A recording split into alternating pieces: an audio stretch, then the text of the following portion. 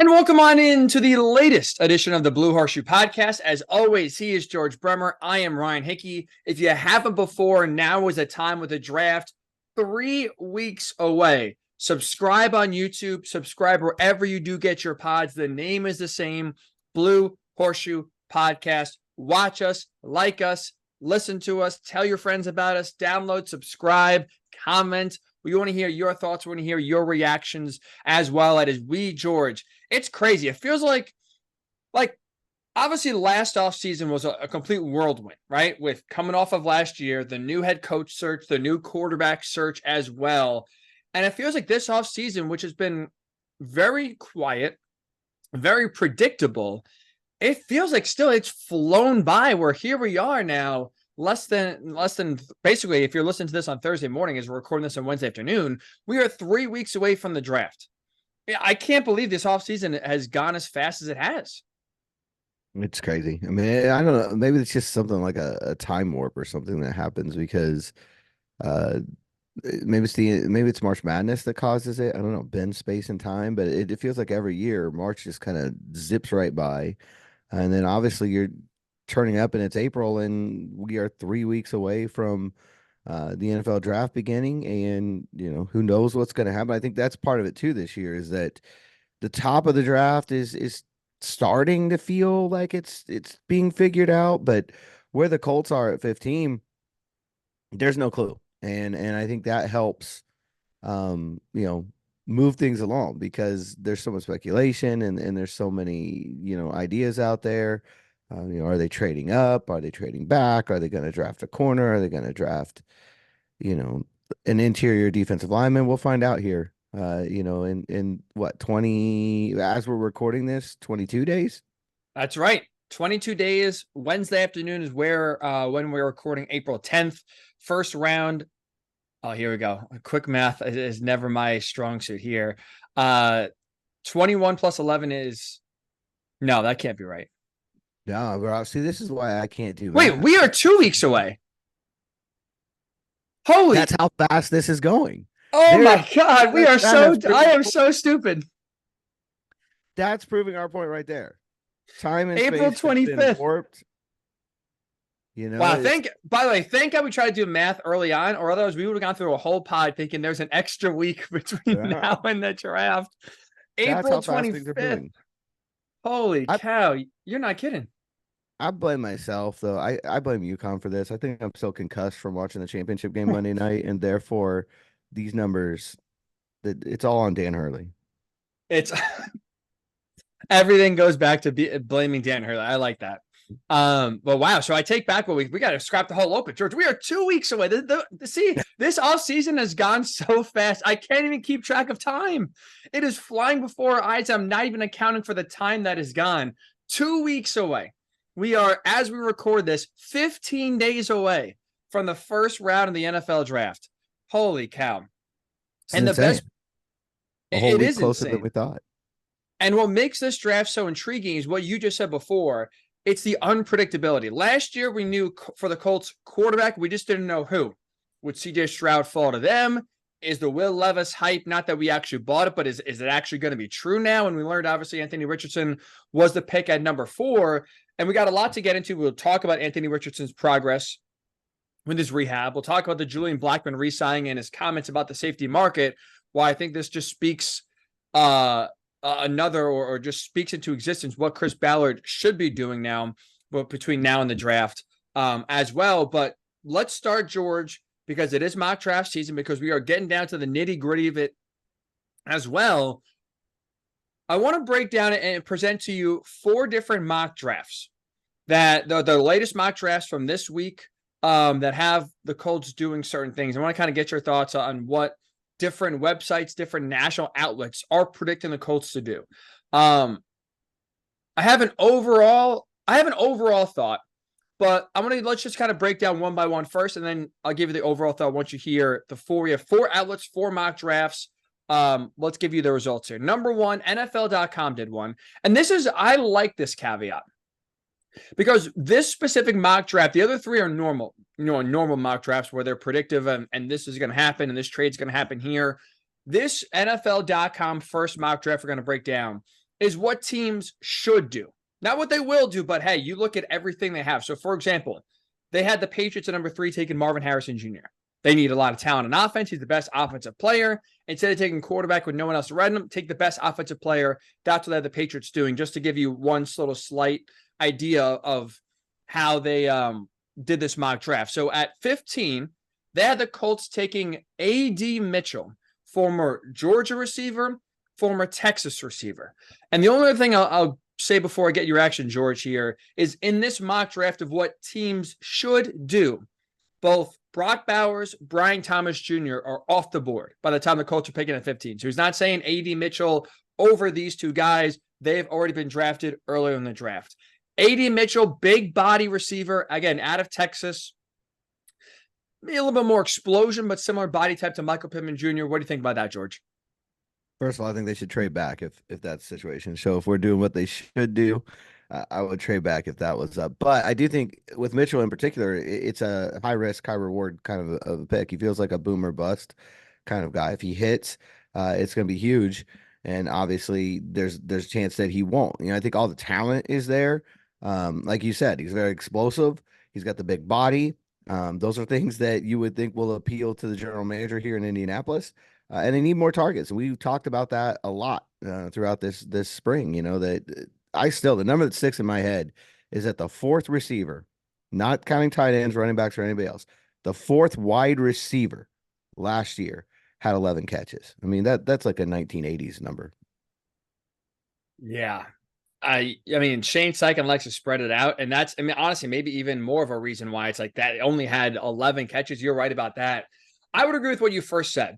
Like, if you're the Colts and that is truly what you're presenting, where Brock Bowers is off the board, Brian Thomas Jr. is off the board, and Chris Ballard says, I really want to get my young quarterback another playmaker here, I would trade down.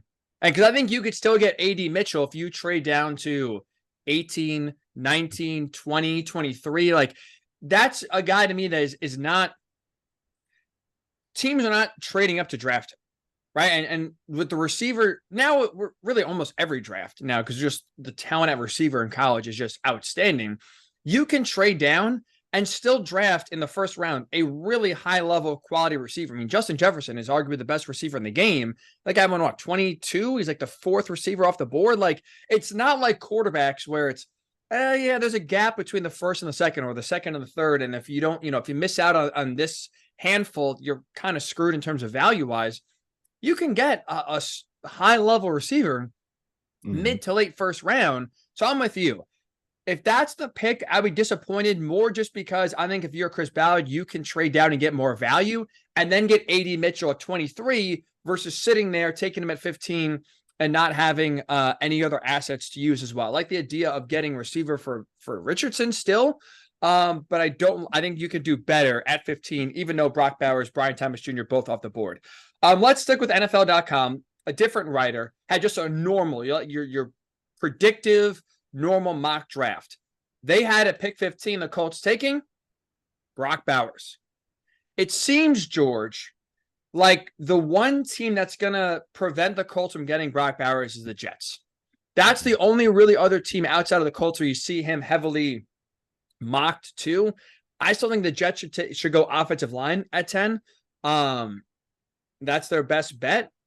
But if the Jets don't take Bowers at 10, it feels like he's going to be there at 15. I think I would agree with that. Maybe get to bribe their GM Aaron Rodgers and see if he doesn't take that and get him to go in a different direction. What do you think Chris Ballard has to offer Aaron Rodgers? Is it just a little extra ayahuasca? Is it like that's what I was gonna say? We'll build a darkness cave in your house? Like, probably a combination. I mean, at this point, you can't just give one thing, right? In the draft, it can't just be one pick. So it's probably both. Like, I'll endorse you for VP. That might do it right there. that might be the key. That one is Aaron Rodgers gets Chris Ballard's stamp of approval. If he just passes on Brock Bowers at number 10. I mean, I think in a lot of ways, Bowers at 15 remains the ideal outcome. Just because I look at what Shane Steichen has done elsewhere and even what he did this year, and you look at Brock Bowers and his skill set, and I think worst case scenario, floor is that he's like Kylan Granson on steroids, that you're able to use him the way you do Kylan Granson, but through, a lot more explosive plays, a lot more usage in the offense. And that is the worst case. So, from where I'm coming, that is the ideal pick. I still think the Jets probably take him at 10, but we'll see. And the great thing about the draft every year is we go and we're like, we know the first four picks. And Chargers are definitely taking Joe Alt at 5. And then you get there and the Chargers come out and take Brock Bowers. So, you never know what's going to happen. But it really does feel like it's the Jets or the Colts for Bowers right now. I try not to look at a ton of mock drafts just because they're always updating, and especially too early on, I just feel like it's kind of pointless, like 2 months out with just so much information still yet to come in. But so the ones I've consumed at least recently, those are the two teams, right? It was the Chargers like in January, and now you're seeing a complete shift. Again, rightfully so. That Brock Bowers at 5 never made sense to me for the Chargers, just because, like, I think Jim Harbaugh's trying to make the Chargers like he did at Michigan, tough, physical, run first team. That screams offensive lineman, not tight end at number 5. So I never got that fit. And now you're seeing with more information as we get closer, nobody is mocking Brock Bowers to the Chargers at 5. That's moved on. And now it's like you said, it's the Jets at 10 or the Colts 15. That is the pick. I think, because I'm with you. I think right now we'll get to 2 more mock drafts. The best case scenario for the Colts in round 1, Brock Bowers at 15. That's the one I'd be most excited for. It sounds like that's kind of your plan A, if you will, as well. And so that's pick 10. The Jets is going to be the pick to watch. If they take him, obviously that dream is crushed. If they pass on him, it feels like 15 is a really, really likely possibility that no one else is going to trade up or no one else in front of the Colts is going to take him. It feels like that is then a pick of destiny, if you will. Brock Bowers to the Colts at pick 15. So that's what NFL.com has in their latest mock draft. If we go to the Athletic, the Colts stay at pick 15. They draft Florida State edge rusher Jared Verse. Now their reasoning, George, is that Kwity Paye, right? They haven't exercised his 5th-year option. I'd be surprised if they don't. I mean, that feels to me, I think it's more likely than not. But still, even if you do, that does not mean it's not a long-term commitment. You still got to see more from Kwity Paye. Samson Ebukam was a really, really productive player. Is he that premier number 1 edge rusher? No. That's been a position that the Colts have really, failed to get a lot of consistency from. Really, since Robert Mathis and Dwight Freeney left, they've not gotten consistent, productive years. They've had a year or two from certain guys, but not, a 5-year period. The idea is maybe you could get that from Jared Verse. That's what at least what CBS Sports is thinking, George. Your reaction, Jared Verse, pick 15 for the Colts is? For me, I'm all in on the edge rusher. I think I've been talking about that since January, that's something that I thought should be in the mix here with that first pick. But for me, it's really Dallas Turner or bust when it comes to edge rushers. I just don't really like anybody else in the first round. Now that's just me, and obviously the Colts might feel completely differently. And I know there's all kinds of takes all over the internet right now as far as that goes. Verse fits a lot of what they normally look for. He's another very explosive guy. I haven't looked up his RAS score, but I'm sure it's through the roof. And that's what we know that right away, right? If you don't have like at least 9.8 or something on RAS, you're not going to come to Indianapolis. So you always want to check that. But I assume he's going to be up there. But for me personally, Dallas Turner is the only one of these edge guys that I would take in round 1. Really fast here, because there are a lot of analytics that are that go into, right, scouting and drafting. For those that don't understand, could you explain really quickly what RAS score is and why Chris Ballard looks for a certain number? Yeah, so it stands for Relative Athletic Score, or RAS. And I don't know that he specifically uses that tool. It just has been one that you're able to kind of track, and it's certainly, I mean, last year I think it was like 9.9 or something was the average. It was absolutely insane. Jelani Woods gets a 10.0. It takes all of the measurables that you have for these players, everything they do at the combine, and their height, their weight, and then it spits out one number. 10.0 is the best you can do. almost everybody that Ballard takes is like 9.5 or higher. I mean, it's very rare that doesn't happen. And it's position specific, but it's also specific to your size and your weight and everything else you've done. So like Josh Downs running the 40 doesn't count the same as Grover Stewart in this system. It's all Makes up sense. to right. Like, and that's why it's relative athletic score. For your position at your height and your weight, how athletic are you at the end of the day? So it's obviously we all know that the athleticism explosion is high on Chris Ballard's board. So I think he's got his own internal numbers that he uses. I don't think it's RAS in particular, but that's always something when you're looking for who the Colts are going to pick. You can go. I think the website is just RAS.com, but if you look up relative athletic score, if you Google that, you'll find it. You can go back through the history of the draft and find what guys' scores were. But you can look specifically at this class. And when you're looking and you're thinking in your head, does this guy fit the Colts? Always go there first. Because if that is really low, then probably not. I saw Cooper DeJean this week had a Ballard-esque score. There's like 9.8. It was very high up there, the DB from Iowa. So keep an eye on that. One thing I left out here because I think at pick 15, I would prefer offense. I would prefer a playmaker for Anthony Richardson. But I think for like more than anything, offense or defense, the Colts just got to get a playmaker. We've been referencing it all offseason, and I think it's true. One, because Chris Ballard has said it's true, but also you watch the team last year, it was one of the areas they were lacking in. They need explosive plays. And it's not just right in the passing game or ripping off a 60-yard run in the run game. That works on defense as well. And Jared Verse, I have questions about his consistency, but that's a guy, like he's a guy that no doubt about it can make splash plays. He's a guy that the offensive line is going to put their attention to, which hopefully too, like it's not just the edge rushers that benefit, but it's also the interior guys. I mean, DeForest Buckner is double teamed every single snap.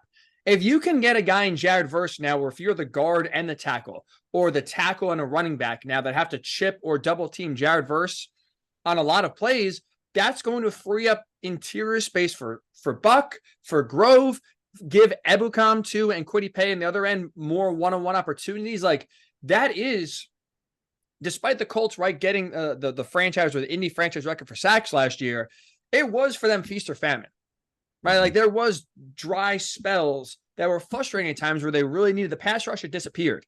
You can get more consistency, and if that's a guy in Verse who brings that, I'm all in for it. The only thing that I will say with that specific pick is, and I left this out, so apologize if you want to change your answer or give more context now, feel free. But I did leave out in this athletic draft, by the time the Colts picked at 15, the top two corners were off the board. Quinyon Mitchell, Terran Arnold, both already drafted. So that's not available for Chris Ballard. Brock Bowers is gone, but Brian Thomas Jr. is there. If you're Ballard, George, and let's just say this mock is actually how the draft plays out. Top two corners gone, Brock Bowers gone, and it's basically Brian Thomas Jr., Jared Verse. Who are you taking there? I'm going with Thomas. I mean, you probably guessed that from my original answer, but I really think that after Bowers, he's number two on my list, honestly, just because I think he's a guy that can give them that deep threat, take the top off of defenders. Not that Alec Pierce doesn't do that, but you can't have enough of it, especially when we look how many times last year with Gardner Minshew and a banged up skill position set did Shane Steichen call four verts. I mean, especially early in the year. Yeah. So, I mean, I'm looking at Brian Thomas and I'm thinking, okay, that fits perfectly for what he wants to do. At times, I think at times, Steichen gets a little bit like I did on Tecmo Bowl back in the day. Just throw that ball deep and let it go, and it's fun to watch. And I think Brian Thomas would fit perfectly into that kind of attack style. But I think your point with Verse is very important in one way. Anything you can do to help DeForest Buckner right now is extremely valuable for this team. I mean, you look at the numbers that he's been able to put up with what he's had to face week in and week out. If you can get somebody on the edge, it could really unlock this defense, take it to another level. And that's, and you look at, we've talked about this division, right? With now CJ Stroud getting Stephon Diggs and that offense for Houston on paper at least being on the rise. We both expect a bounce back from Trevor Lawrence. The Mhm. the Titans at least are trying to put talent around Will Levis and trying to make that work. So it's like, it's not just Richardson putting a point that's going to lead to the Colts' success. It's stopping the other team. And that was obviously, we know, a big issue last year, and a big issue in the biggest game of the season, week 18 against home against the Texans. They did not get a lot of pressure, or really enough pressure, on CJ Stroud. And that was one of the biggest differences in the game. And that's an area where if you can shore that up a little bit, again, you're just going to take pressure off of Richardson, right? That's the biggest theme this whole offseason. And you can do that in multiple ways. It's by getting playmakers like Brian Thomas Jr., which, by the way, I'm on board with you. If it's Verse or Thomas, I'll take the playmaking wide receiver in this case, and give AR another weapon on that offense to play with. But if you feel strong that Verse is not the safer pick, but the guy that's going to bring you not only more upside, but be more consistent and be a game wrecker, then go for it, because that's also going to benefit AR, where you're not going on the field every drive thinking, I got to score because this defense behind me can't stop anybody. You see that with young quarterbacks, especially, and it hurts their development, just because now you're trying to play hero ball because you don't trust the other side of the ball to get a stop. So that, I think, first and foremost, has to be Chris Ballard's mindset at 15. But in this specific mock draft by The Athletic, I'm with you. If it's Brian Thomas Jr., Jared Verse with corners and Brock Bowers off the board, I'll take Brian Thomas Jr., the electric. I mean, you talk about, by the way, skill, certain skill sets and athleticism Chris Ballard looks for. He checks every box: size, speed, explosiveness, athleticism. Every box Chris Ballard looks for in a receiver, Brian Thomas Jr. Does check. So 3 mock drafts so far, George. NFL.com and what the Colts should do. They have A.D. Mitchell out of Texas, receiver. NFL.com normal predictive mock draft, Brock Bowers, tight end out of Georgia, obviously. Athletic has the Colts taking Jared Verse. Last one here. You could say this is the biggest long shot, but this is the most recent mock draft from CBS Sports. You ready for this? They have the Colts, for the first time ever in the Chris Ballard era, trading up in the first round to pick 12 and drafting Dallas Turner, who you said before, when it comes to edge rushers, you're a Dallas Turner or bust kind of guy in the first round, George. It's aggressive. It's bold. We haven't seen it before. What's your reaction? I kind of like it. And I want to say, first of all, we did not go over this before the show, so I did I not wanted to know surprise you. what the last one was. But I think Turner is, again, for me, he has the most consistency of this group of edge rushers. I think he's been the guy who has most consistently been able to produce, and he was under a lot of pressure last year. I mean, you're talking about a guy who had to come in, fill in for Will Anderson at Alabama. It was no small task, and he came in and he delivered everything they asked. How athletic is he? He was a basketball star in high school, to the point that he was at one of these USA basketball camps. You saw one during the Final Four just a couple days ago that they like to do this time of year. He was invited to one of those camps because they feel like, he had that kind of future. So certainly a Chris Ballard type of guy. I think he would be exactly what we were just talking about before. Someone who can come in, open up that game for DeForest Buckner, and also, give Samson Ebukam, give Kwity Paye, give Dio Odengbo more opportunities to get after the quarterback as well. And they've said before, they want 8 guys. They're not quite there as far as those waves of people. You look at the Eagles when they're really humming, when their defense was really causing problems for people, it felt like they had fresh legs in there all the time. Like they somehow had 7 or 8 defensive linemen on the field at any given time. It felt that way because they were breaking through all the time and they were wearing down offensive linemen. And I think a move like this could get you there. Now, what are they giving up? All that kind of stuff is going to come into play, but it's an aggressive move. We've been asking for that for a little while. And I think, again, as you just highlighted so well, it's a different way to give some help to Anthony Richardson, take some of the load off of his shoulders. As long as Chris Ballard has conviction on Dallas Turner and feels maybe the same way you do, is this is the best defensive player in the draft, and we need him. I mean, there's a lot of mocks that have him going 8 to the Falcons. If that doesn't happen, and I'm going to put air quotes here, starts to fall, because again, we're talking about pick 12 here, you're really free falling. But if he's sitting there, like I like be like that's the one thing that we've gotten on Ballard for, and I think rightfully so. I think he's gotten a lot of unnecessary flack. But I do think the one valid criticism is that he's sat on his hands too often, has been afraid to show his conviction in a way. Like even with Anthony Richardson, he clearly liked Anthony Richardson, thought he was the guy. It it worked out, obviously, right? It worked out. But I don't feel great about the fact that he was basically sitting there at 4 and was conceding, hey, if there's a team that likes him, they could trade up to 3 and we could just be SOL.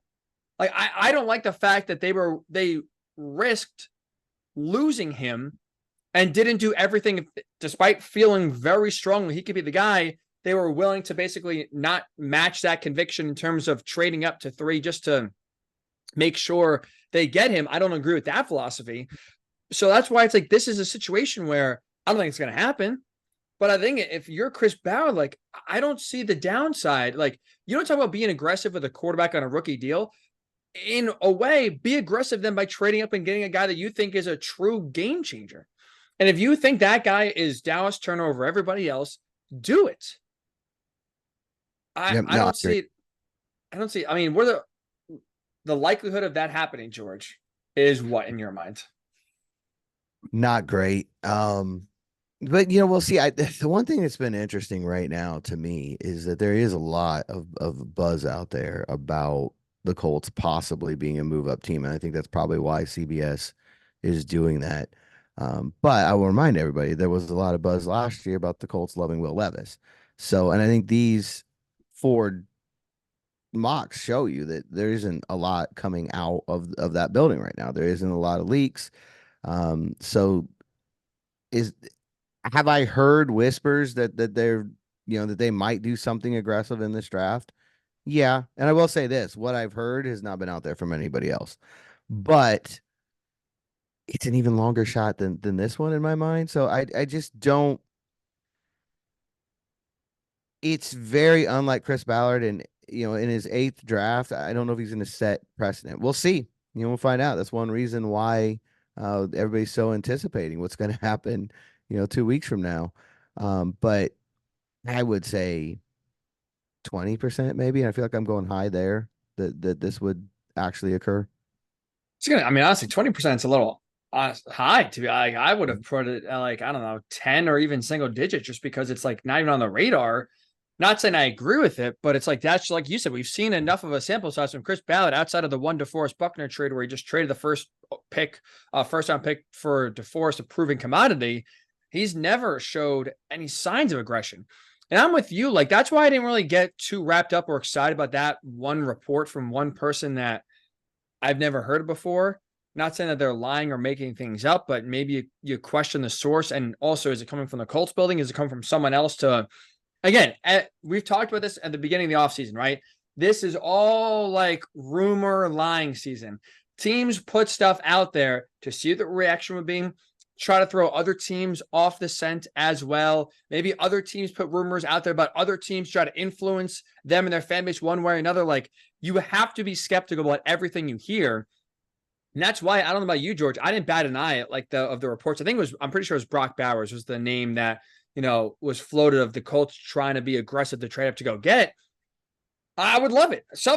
I'm all in for it. I like Brock Bowers. I think he's a great fit. I think, again, being aggressive in the draft is a good thing for a guy that you feel can be a true game changer in this offense. I think the tight end position and what Brock Bowers' skill set is and what he brings to this team is worthy of a trade up to not allow him to go to the Jets, to make sure he's on your team in that Shane Steichen offense. But it's one of those things, George, until we actually see it, I will never believe it. Like the Cowboys going to the Super Bowl, I will never sit here and predict that is going to happen until we actually see it. They have lost the benefit of the doubt. The thought of Chris Ballard trading up in the draft has lost the benefit of the doubt, George. I will never sit here and predict it. I got to see it first. I mean, Purdue just got to the Final Four, so there's weird things going on in Indiana and unprecedented things are afoot. But I don't know. This feels like an even longer shot than that to me. I mean, we looked at the bracket and you said, hey, Purdue could do this, and they did. I don't know that you feel that way here in the draft.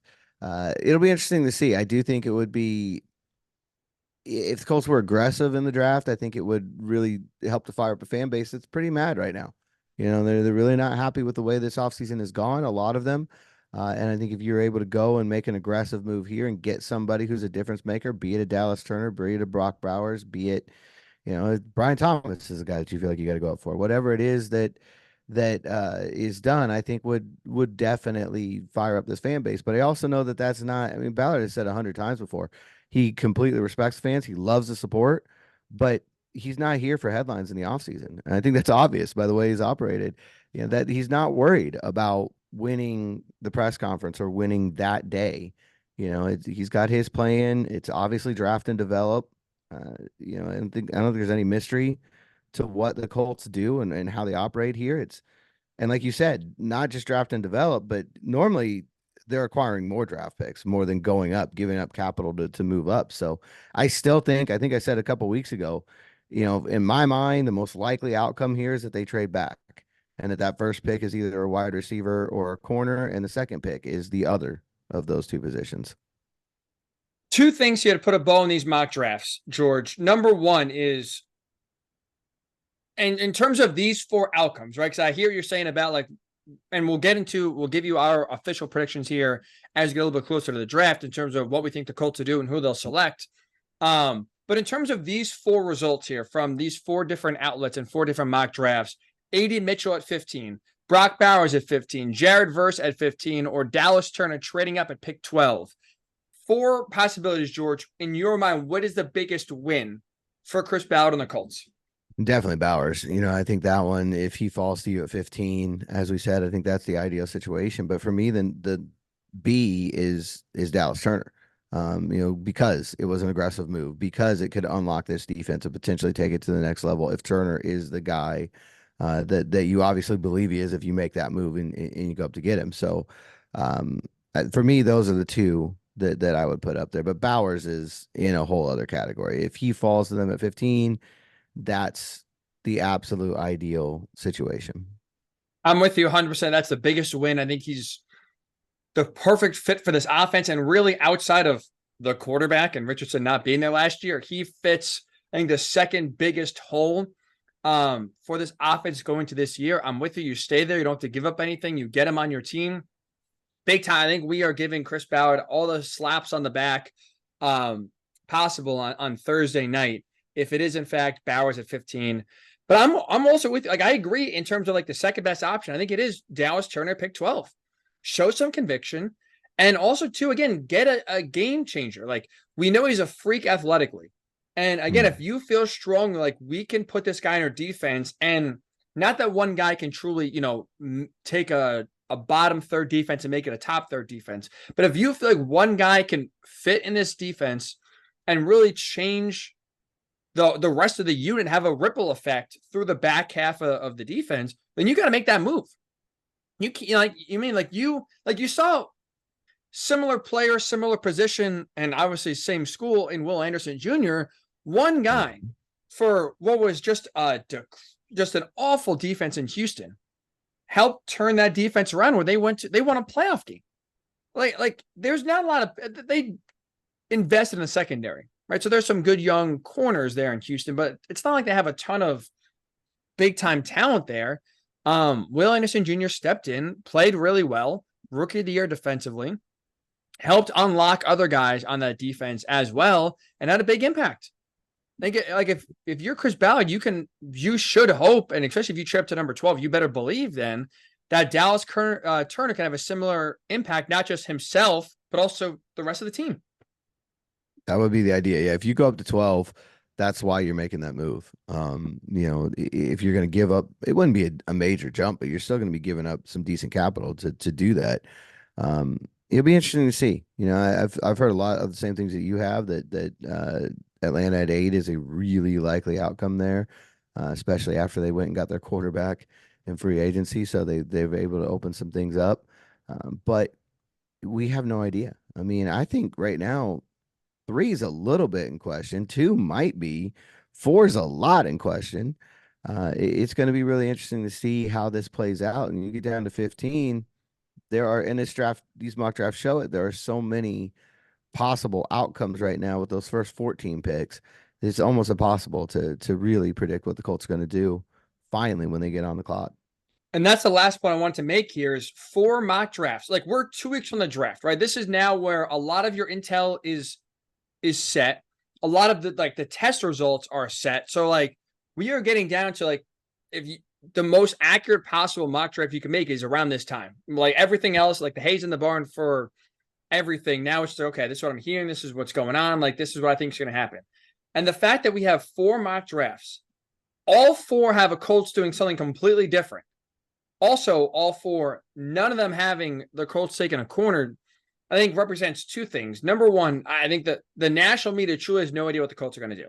Like we had no idea when it comes to last year who they're hiring a head coach, who they're taking a quarterback. The Colts have maintained that secrecy, if you will, and have really been leak proof in the front office and the coaching staff, where I do think it's a lot of guessing more than, hey, I've talked to this person. I know the Colts like X, Y, or Z. This is what they're going to do. There is no feel nationally whatsoever, George, of what the Colts are going to do, number one. And I hope what I'm saying, secondly, is not going to contradict that. But I do appreciate the fact that despite corner being the obvious need, despite I thought that the likelihood of corner being drafted at 15 or in the first round, we'll say, went exponentially higher once they sat out and missed out on L'Jarius Sneed. And right now, to this point, are basically running back the secondary room. Again, this could be just because no one has any idea of what Chris Ballard's thinking. So this is all just darts on a dartboard and guesses. But I hope that this at least shows that the Colts are not backed into a corner, for lack of a better term, where they feel forced to take a corner. Yeah, I don't think they'll ever do that. I just don't think that that's Ballard's way. You know, there's no doubt that this is a great need, and it may well end up the pick because we've talked about before guys like Quinion Mitchell, Terry Arnold, maybe Nate Wiggins gets into the conversation. If there are corners out there that fit what he wants to do, that have, you know, great athletic testing, and if you watch the combine, you saw how fast these corners are. A lot of them have good size with that as well. Mitchell adds on to that Senior Bowl.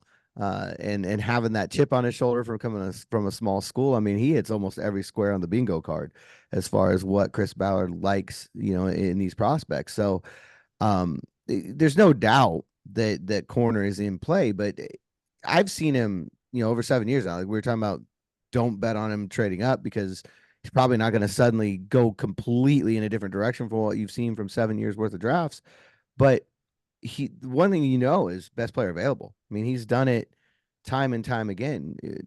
I go back to the offensive tackle, you know, 2 straight years where I was convinced an offensive tackle was going in the first round, if not the first round, the second round. And he just didn't feel like any of those guys, when they were on the clock, fit what they needed and what they were looking for. And he went in a different direction. So same thing could definitely happen at corner this year. Now, you know, could it be Quinion Mitchell? Could it be Terry Arnold? Could it be Nate Wiggins? Sure. But I don't feel like they're going into the draft thinking that's the only avenue they can take.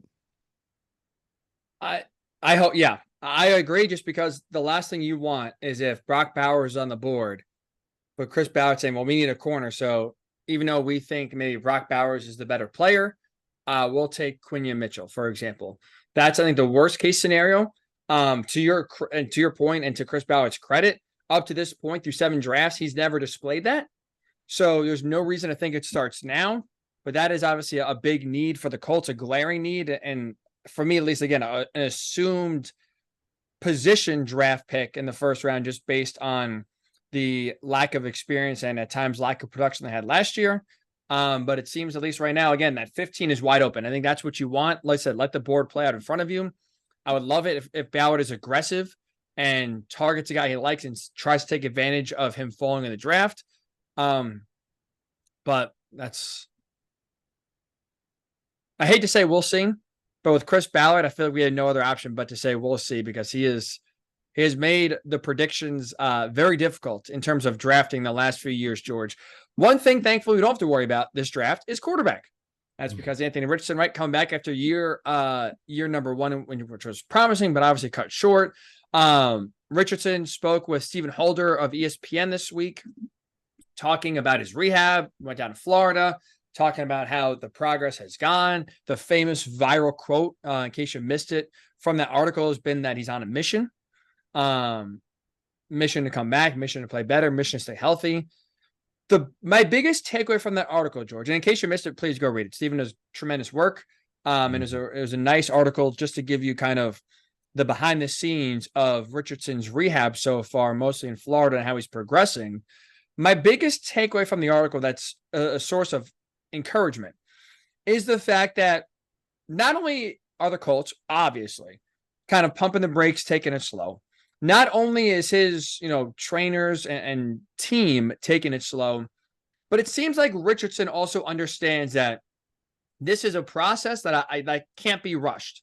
And there's a excerpt from the story about, he's throwing passes and the day's quota for number of passes is 40. And he wanted to end on a good note. And so the 40th pass of the day, he didn't really like. Let me get one more. 41st pass of the day is still not great. I think he had one more. 42nd pass of the day was like, still not just like, but it's okay. That's enough. Like, I can't push anymore. And I think it's one small snippet of one day of rehab in April. But I think it does highlight, hopefully, Richardson's changed mindset in the sense of protection and health is the biggest priority now going forward. And we kind of talked about when he got hurt that it sucked, but maybe this is the hard lesson he needs to learn early of the importance of getting down and saving his body. And on 2nd down and 7, sliding to make it 3rd down and 1 is more, and staying healthy is more important than lowering your shoulder to try to get the 1st down in the 2nd quarter of a week 6 game. It seems like even just that one little snapshot that he truly has learned and is starting to incorporate into even as just something as small as physical therapy on a random day. Number one priority is health, and I'm not going to do anything or try to limit, I should say, jeopardizing my body and putting myself and the team at harm. Yep. No, and he's been that way, honestly. Since when was it? December when he talked at the Children's Museum or the Children's Hospital. Just the sense of loss that he had, even after the season, when he did the postseason presser with us, you could tell even then, like it hurt him, not just because he wasn't able to play the rest of his rookie year, but he felt like he cost his team a playoff spot. I think he said that pretty plainly during that press conference that, while he was gone, he feels like if he had been able to stay out there, they would have been able to finish that run they were on, and they would have gone on in the playoffs, which I think every player is going to say. That's not a knock at Gardner Minshew or anybody else. He felt like Gardner Minshew did a terrific job in his place. But if you don't feel like you were going to make that difference, why are you on the roster? And he's been very adamant about that. And I think that kind of thing matters to him. It has, even going back to last year when we talked to him at the combine. You're just trying to figure out who this kid is. And he was talking then about the importance of his teammates. And he said for a lot about being great. I don't know. He's mentioned that as long as I've been around him, which isn't very long. But, since that first combine interview, he has mentioned, being great is really the mark that he chases. And he defines that a lot through Tom Brady. And a lot of that meant being there for your team every single week, being healthy, being able to go, Brady played till what, 42, 43, 44. I can't remember how old he was finally. 45, I think it was, right? So, those, if that's your bar, there you can see how hard he's working, what he's trying to do. And I think Stephen, in particular, Stephen Holder, excellent at job, as you said. Everybody should go check this out. But I think he has really good connections. He's built a really good relationship with Richardson and his team. And obviously, when you see the story, the fruits of it. So he's getting to show you that behind the scenes access. It's going to be, I think, next week, the offseason program begins for the Colts. We'll see. I don't know for sure when Richardson will talk. That's every year. It's a little bit different. It used to be always sort of the quarterback was day one when it was Luck, but ever since he's been gone, it's been different every year, as far as when they show up on the schedule, and they each kind of have their own mindset. Some of them want to get into the program for a while before they come and talk. Some of them want to get it out of the way day one. We'll see. Anthony's obviously the first time he's done this part of the offseason because he was still getting drafted last year and wasn't here. But we should hear from him soon, within the next month or so, I would think. And I think what you see with him is a guy who's very committed, not just to his own individual success, which you have to be if you're going to be successful as a quarterback, but to this team. And he really feels right now like he let his teammates down. And I think he's coming in, as he said, on a mission, but with a real chip on his shoulder, not just to prove the doubters wrong, but to prove his teammates right. They've had his back. They've been talking about what a star he's going to be, and he wants to deliver for them. All right, and it's like it's trying to live up to like Chris Ballard again took a leap of faith, taking a fourth overall. We talked about, the rawness, 1 year start at Florida. And so it's like they took him based on what he can do right in the NFL level, not what he has done so far in his high school and collegiate career. And that is, like you said, the only way to prove them right is obviously on the field, but part of that is staying healthy. And so the glimpses we saw of him playing were encouraging, obviously, clearly, right? I mean, no one would disagree, but those glimpses are meaningless if that's all they are. If it's just 2 games here, 5 games there, 10 games here. But we're talking about, him, the biggest knock being, oh, well, he can't stay healthy when it matters most. Like, then that, like, all that talent is wasted for naught. And so, like I said, it's just like you think like, oh, like I got to play my best and, show, how good I am to, like I said, for the teammates, for the coaching staff, for the GM. But the part that obviously doesn't get highlighted enough is just like, well, part of it is staying healthy, being available. That's how you prove everybody else right as well. And it seems like, again, at least right now, that the approach wise, Richardson understands that. And you look at his body type. We talked about it last year, right? The injuries felt flukish in the sense that he's obviously not brittle. He's not small. So he's not getting injured because everyone else around him is just physically superior. He is built, right, to sustain a lot of those hits. And so he's built to, be a workhorse. Now it's about just being smarter, where it's not like a Bryce Young frame, if you will, where you're worried if that could hold up against 300-pound lineman running into him 10 times a game, every single game. He has a body type. Now it's just about, like I said, just being smart about where you throw your body around and where you don't. Yep. When that extra yard is absolutely critical, and when you maybe can avoid a hit and live to play another down. It took Andrew Luck really until his last year in the league with Frank Reich to really find that balance. And I'll say right away, and I think it's part of why I've pushed back against the Richardson plays too recklessly. I mean, I never saw him have a chance to go out of bounds and instead turn the other way and lower his shoulder and run into a linebacker the way I saw Andrew Luck do as a rookie. So I never saw him go and race and lead with the throwing shoulder to make a tackle after he threw an interception. Luck was reckless. And it'll be interesting because he's coming on Friday. So that's going to be something very interesting to kind of plug out there. He's coming to the Chuck Strong Gala, the 12th annual Chuck Strong Gala, and he's going to be available to the media. And I'm sure at some point we're going to ask him about Anthony Richardson and what he needs to do to stay healthy. But yeah, you look at the way Andrew Luck played, he was far more reckless than Anthony Richardson was a year ago.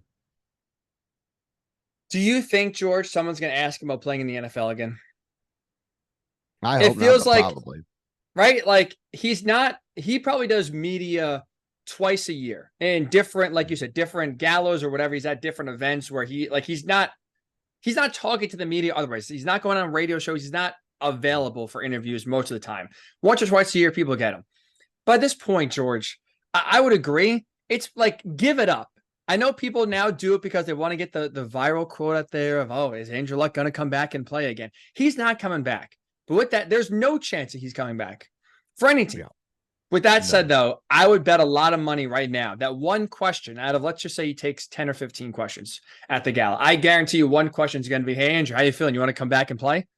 So in 5 years, the guy is done. He is definitely not. I wonder if he's going to coach. He's working with a high school program last year a little bit. I wonder if that's something that he's interested in down the road. it'll be interesting to see what he does. You feel like he's one of those guys puts his mind to anything, he's going to be really good at it. So you'll see what it is that he chooses to do. He's been kind of out of the spotlight for most of those 5 years. Like you said, he'll pop up here and there, and he'll do an interview here and there, but certainly not on TV. He's not a color guy anywhere. He's not a studio analyst. He's not been regularly out there talking, and this is the first time since he retired that he's going to talk to like a gathering of Indianapolis media. So it's going to be really interesting on Friday. I think it's going to be something to keep an eye on.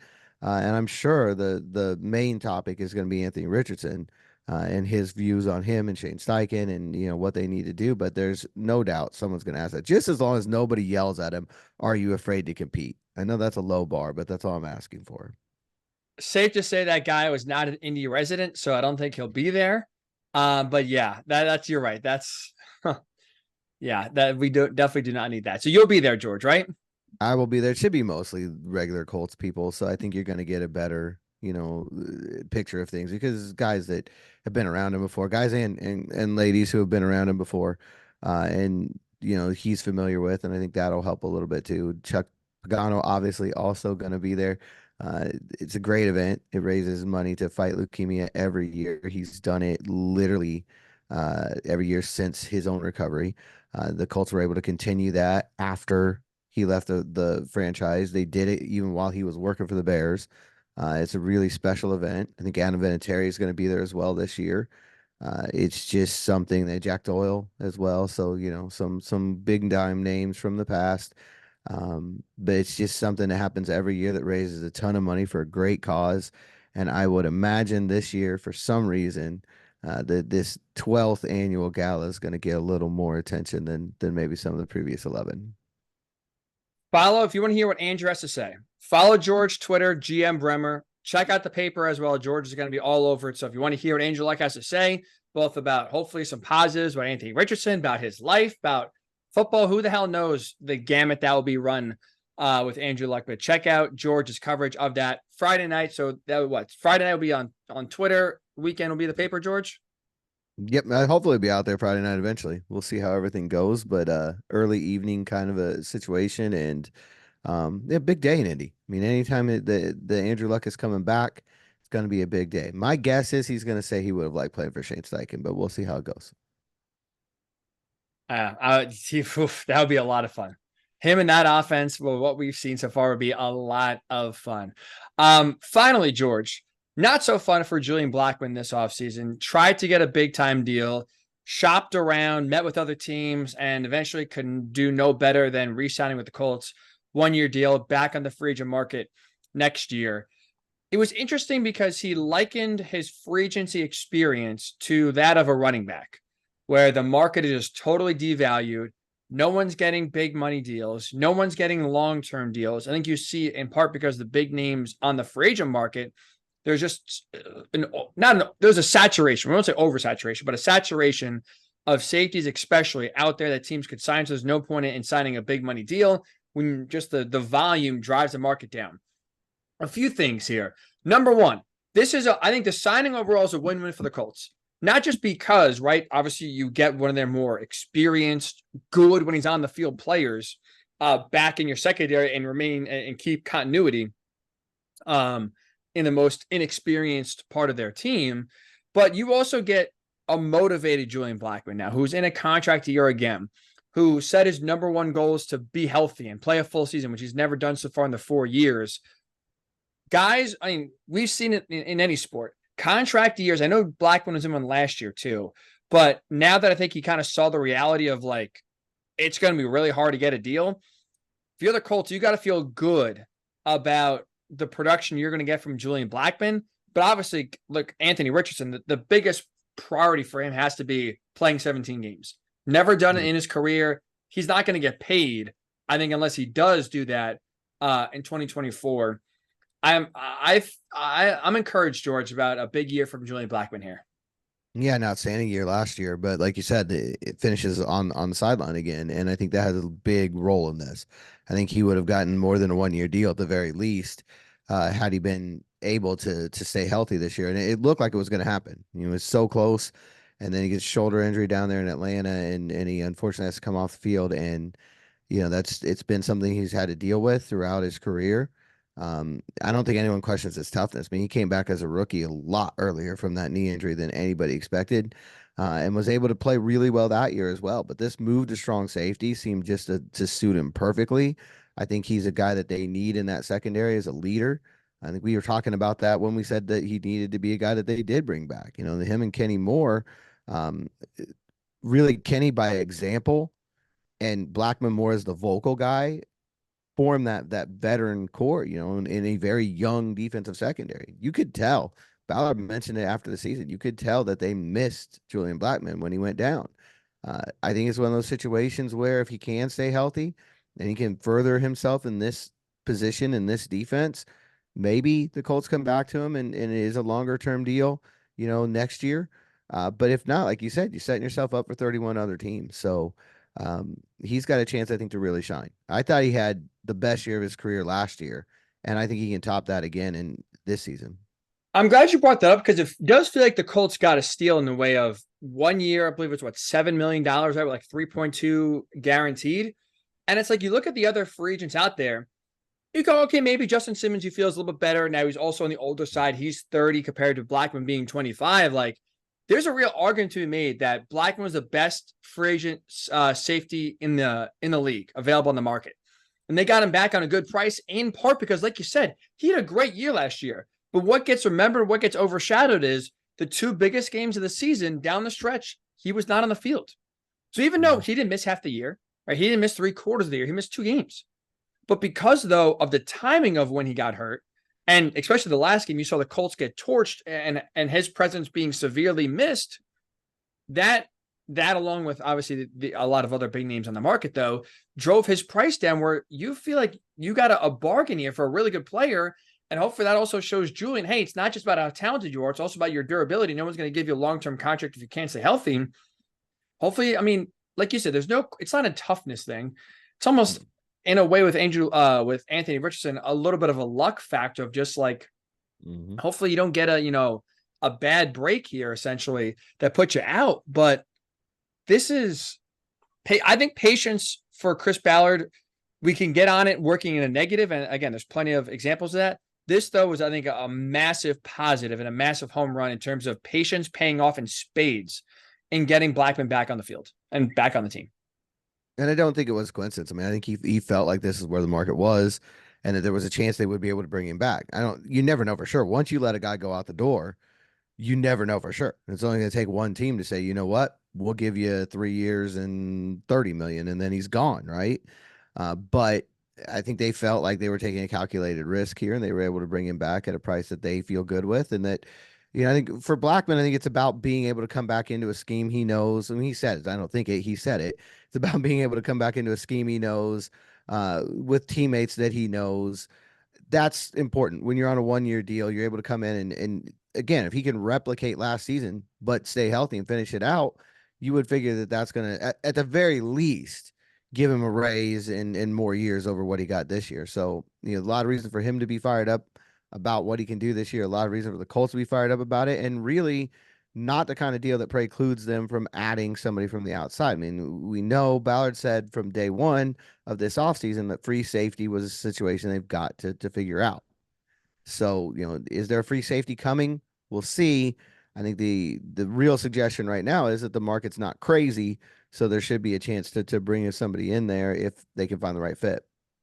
And just like the running back market, there is real value there. Where, like you said, you can get a talented player on a pretty cheap deal.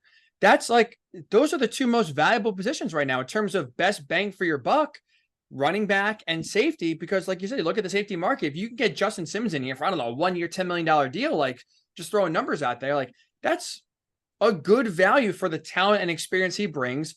The Colts, I think the same thing. The deal they got for Blackmon is a great value for his skill. You can, like you said, it to me, just the market and really lack thereof right now, the depressed market for safeties drives home the fact that Chris Ballard, I think, still has to make one more move. And still some talented guys out there. There's right now, at least, not an excuse for Chris Ballard not to make one more signing, go back into the safety market and get a guy to kind of plug in there and call it call it a day, at least secondary wise. The last thing I want to say here, George, before we wrap up, is what you just kind of brought up before the last point of coming back, Blackmon, that is. He decided to return in part because he knew the system, familiar with everything. Blackmon was asked when he met with the media about basically the Colts' entire offseason and how they only brought their own guys back and really didn't, outside of one or two instances, didn't go outside the team to bring anyone else in.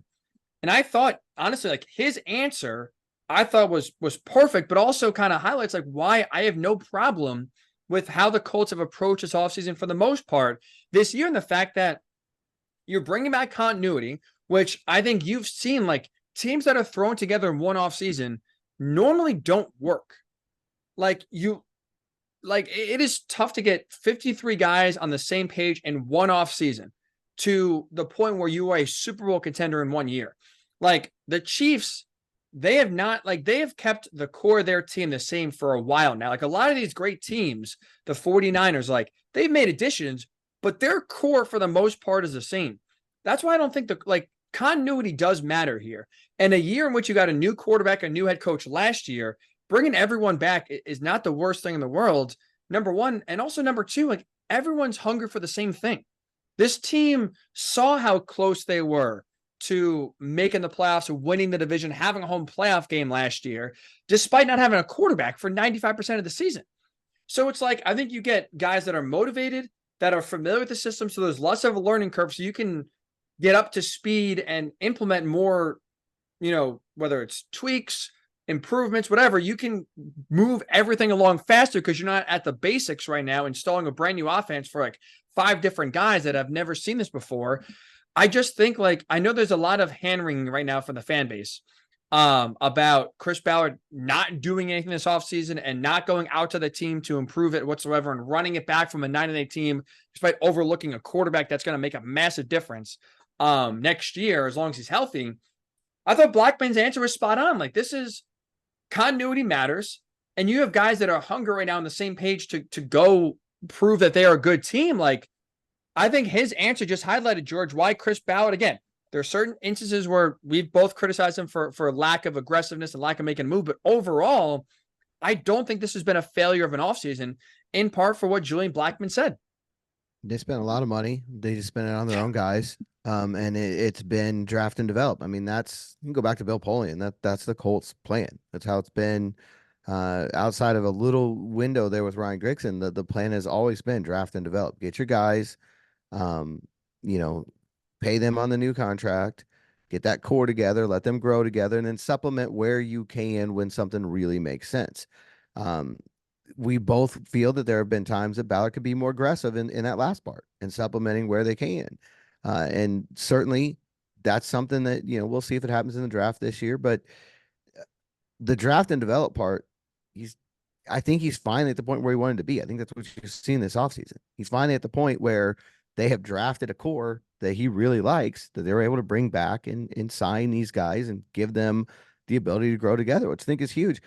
For me, the funniest part of the offseason, there's a lot of question marks out there. What does Shane Steichen think about all this? This sort of implication that Steichen is, stewing over in his room and, that he's been banging on Chris Ballard's door every day for, just a conga line of free agents that Ballard has turned him down on. But I just go back to what Steichen said himself. When we got him after the season, continuity is important to him. He has said it 5 times. And from everything we know, we'll see, and he also will be talking here in the near future as the Colts offseason program begins. But everything he said in January leads me to believe that he's fine with this. This is what he wanted for the very reasons you just outlined and the very reasons that Julian Blackmon just outlined. He has no problem with continuity. That's what he said, I want to say 5 or 6 times in that postseason press conference. I just think the implication that Steichen wants to do something different, I don't see any evidence of that. Also, George, the one question I'll ask that I've not seen an answer for is who? Like, if you right now are upset about the Colts offseason, who did you want them to get? I mean, I wanted L'Jarius Sneed again. They didn't get him. That's what I'm upset about. Other than, let's say, Sneed, let's just stick with just free agents, not a trade, but just free agents. Who did the Colts miss out on that you think they should have gotten? I'll put you on the spot, George. I don't know a name right now that was available in free agency where the Colts should have gotten. Like the thing with Danielle Hunter is they gave him more money. So it's like, I was gonna say, can I cheat and say Danielle Hunter? Because you can't even be mad about that. They gave him a better offer. Bauer didn't lowball him. He wanted to go to Houston. So like, that's like, you can't even get upset about that. So other than Snead, and we'll say other than Hunter, who they gave him more money than the Texans did. I don't know how you can be mad at a guy for offering a better offer, or be mad at Ballard for giving him a better offer and still saying, no, it's not on Chris Ballard. Who did the Colts miss out on, George? Like, that's my frustration. Fans are upset about Xavier McKinney, but that was a ton of money. I mean, that's the one safety who did get paid. Like, that's a ton of money. I'm just trying to come up, devil's advocate here. That was a lot of money, but he's a young guy and obviously was position of need. But what if they sign Justin Simmons? Yeah, no, that's the other question. To get Justin Simmons or Condre Diggs or somebody like that in here, it changes that math as well. But no, I don't know. Even the Stephon Diggs deal, there's enough questions. We talked about that last week. There's enough questions involved in that that I wouldn't put that on the list of, reason to kill the team. Now, should you be aggressive if you like somebody in the draft? Should you go up there and get that player and get a difference maker? We just talked about that at the top of the show. Absolutely. But yeah, this offseason, I don't have a major problem with it. Again, free safety is the spot. I've been saying that pretty consistently throughout this entire, since the regular season ended. But outside of that, and there's still chances to do something there, I don't have a real major issue. I feel better after getting that off my chest. I've been seeing that for like 6 weeks now. It's just infuriating. So thank you for that therapy session there, George. And that's a good point to stop the pod. We'll end it here. I do want to hear your thoughts. So George and I gave ours. The 4 mock drafts we laid out before as we are now. We're not going to screw it up. We screwed it up in the open. We'll get this right now a second time. The draft is in 2 weeks from Thursday. It is rapidly approaching. If it's A.D. Mitchell, Brock Bowers, Jared Verse at pick 15, or the Colts go up to number 12 and get Dallas Turner, of the 4 possibilities right there from 4 different mock drafts, what is the one you want to see Chris Ballard do? Which is the one that you'd be most excited about? Comment on YouTube, Blue Horseshoe Pod. Tweet George, GM Bremer. Tweet me, Ryan_Hickey, number 3. I'd love to hear your thoughts. The goal for the next 2 weeks here is we'll just kind of give you some live programming. We're going to try to get a draft analyst on. Next Wednesday. And then maybe we'll probably record one earlier the week of the draft, maybe Monday or Tuesday. So that way, you have a little bit more time to digest it and get ready for the draft, and get like one more draft analyst on. George and I will give you our official predictions of who the Colts will draft. And I guess now with Chris Ballard, where they'll draft, whether it's a trade up or trade down. We'll give you our official predictions there as well. So a lot of draft coverage coming your way the next few weeks. Blue Horseshoe Pod, wherever you do get your pods, and also on YouTube is where you can find us. Have a great weekend. We'll talk to you next week right here on the Blue Horseshoe Pod.